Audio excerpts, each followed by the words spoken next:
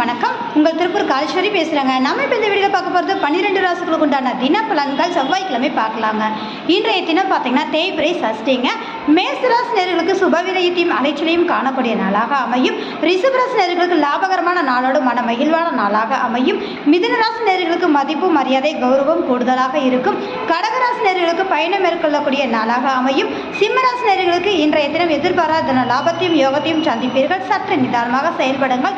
கன்னிராசி நேயர்களுக்கு சந்திக்கக்கூடிய நபர்கள் ஆதாயமும் மேன்மையும் உருவாகும். துலாம் ராசி நேயர்களுக்கு வேலைப்பளு அதிகரிக்கக்கூடிய நாளாக அமையும். விருச்சிக ராசி நேயர்களுக்கு குலதெய்வத்தின் அனுகிரகம் பரிபூரணமாக உண்டு. தனுசு ராசி நேயர்களுக்கு நீண்ட நாள் ஆசைகள் நிறைவேறும் நாளாக அமையும். மகர ராசி நேயர்களுக்கு எடுத்த காரியத்தை மிகச்சிறப்பாக முடிப்பீர்கள்.